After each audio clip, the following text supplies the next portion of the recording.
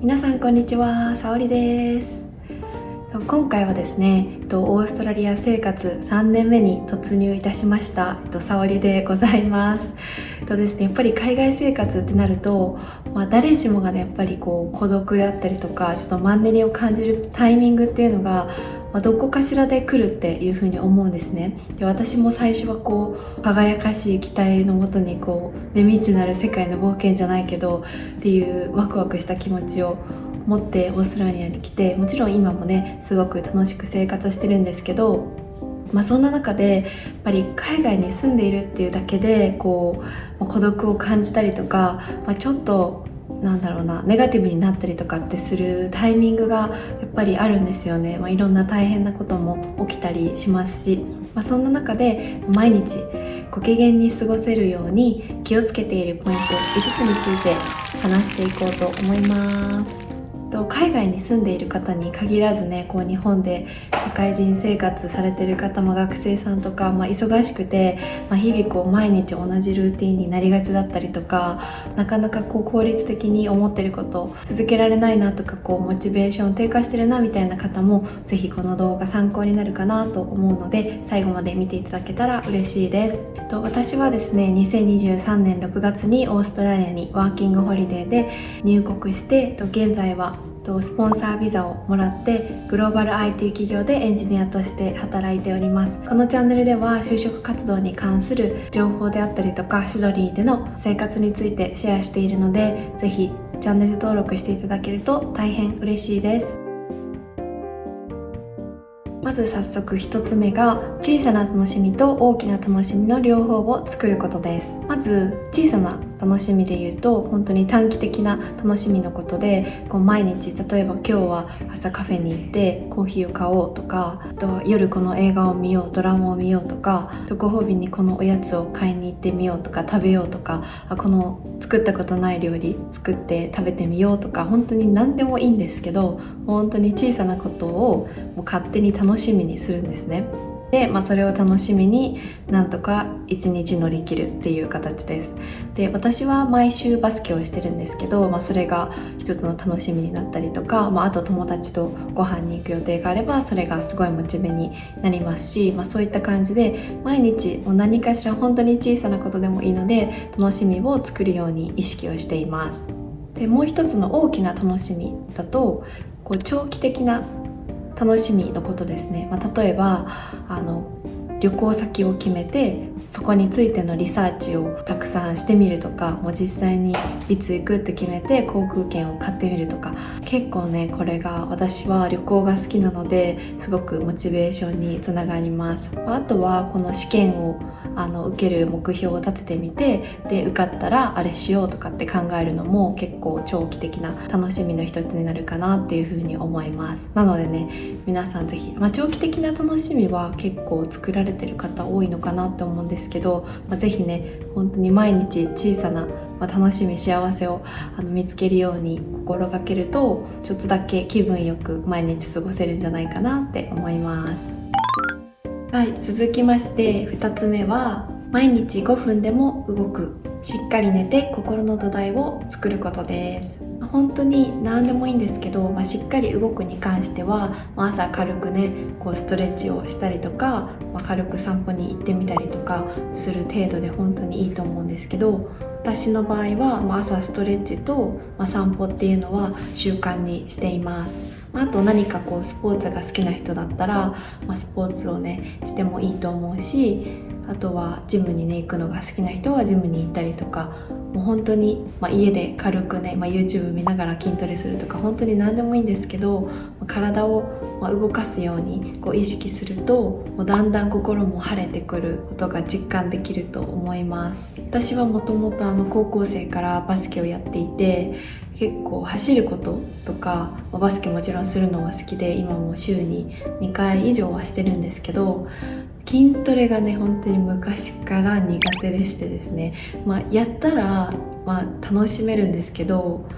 楽しめるっていうか、達成感をすごい感じて、やってよかったなってなるんですけど、やるまでが本当に腰が重くて、ジムかみたいな、ジムも契約しても本当に3ヶ月続いたらいい方みたいな感じの人間なんですよ。なので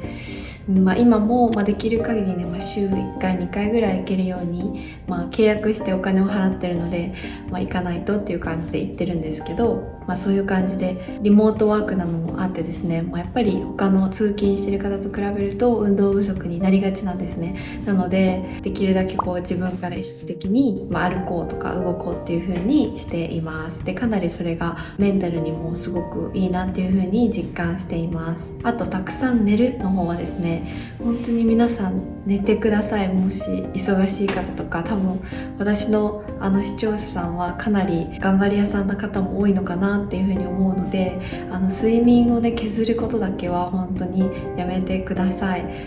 たくさん寝てください。私もめっちゃ寝てます。7時間は寝てるし、8時間とか9時間は寝る。でも土日とかで寝ちゃう時あります。全然。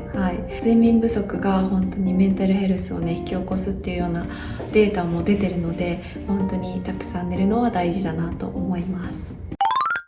続きまして3つ目が、身だしなみ、おしゃれ、香り、インテリアで自分を整えるです。これはですね、まず身だしなみに関してなんですけど、それこそ私はフルリモートをしていてですね、リモートワーク歴もかれこれもう5年とかになるんですね。私新卒で入社して2年目にコロナになったので、そこから結構リモートワーク、一旦ちょっと出社しようみたいな風に戻ったこともあったんですけど、それでもハイブリッドでリモートワーク週 2,3 はして出社2回とか3回とかっていう形だったので、今の会社に入って、最初ハイブリッドで、今はもう完全にフルリモートっていう感じなんですね。でそれこそ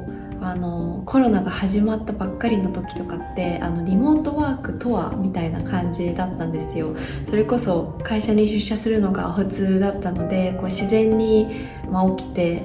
身だしなみ整えてメイクしてで着替えて出社するじゃないですか。でもリモートワークになった時に家にいるからもうすっぴんでいいやって、ボサボサでいいや、髪もそのままで、あとパジャマのままね仕事をしたりとかをしていたんですよ。で本当にそれは良くなくて、メリハリがね全然つかなかったんですよ。なので今は別に外に出ない、ただリモートワークで、なんなら顔も打ち合わせで写さなくていいっていう時も本当に簡単に、日焼け止めは塗ってちょっと眉毛とかアイラインとかするようにするだけですごい気分も上がるので、そこが結構自分なりに気をつけてるところになります。ちょっと出社されてる方は参考にならないかもしれないんですけど、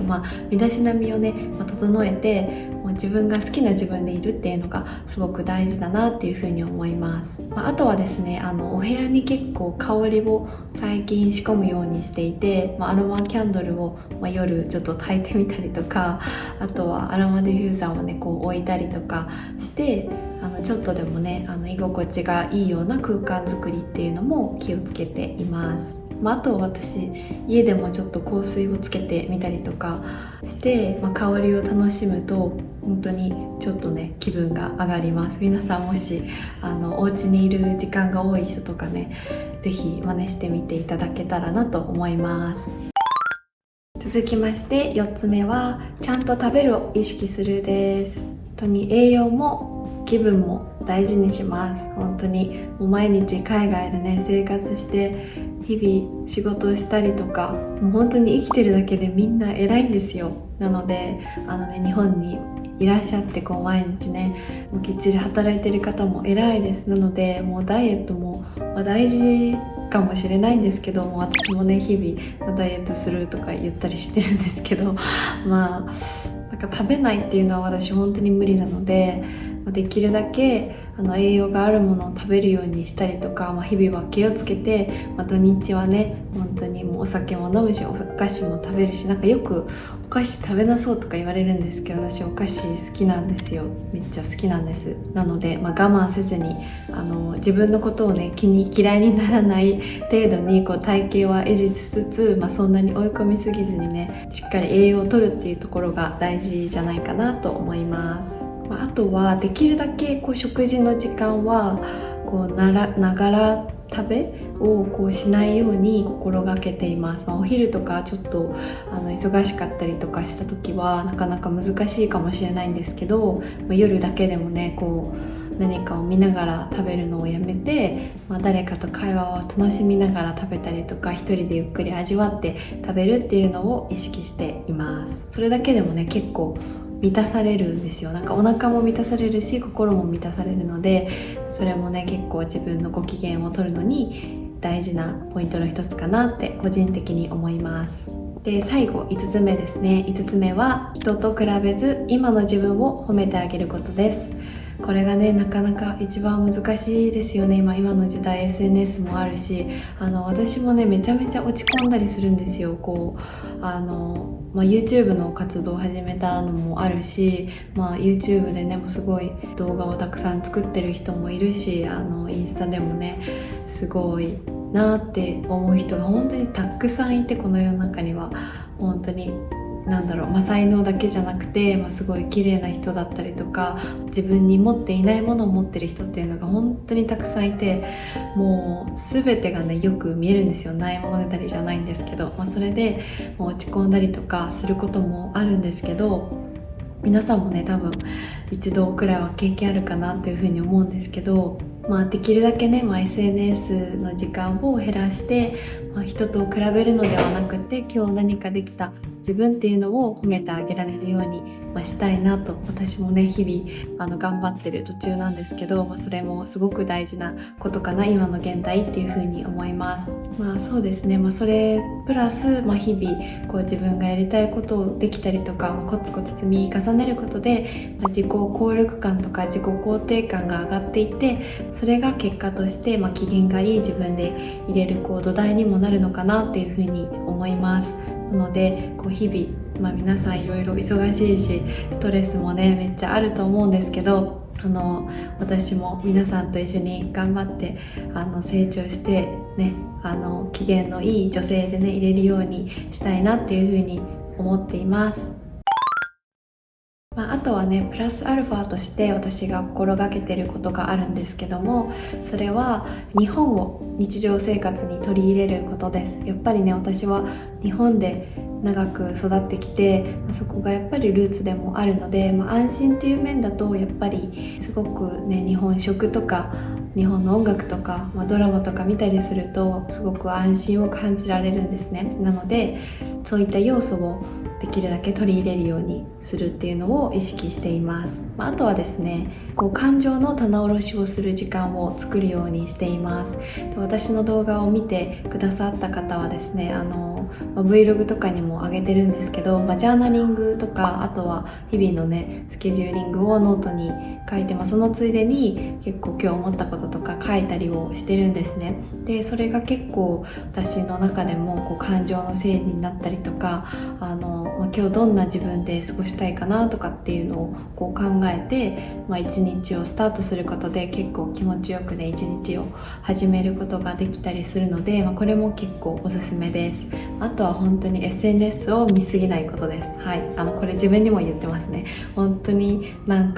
リールとか見てると本当にあっという間に1時間とか2時間とか経っちゃうじゃないですか。それもねいいんですけど、なかなかそればっかりだと多分ね脳とかにも良くないだろうなってきっとねそんな気がするので、皆さんねできるだけご機嫌でいれるように、自分の好きなことをね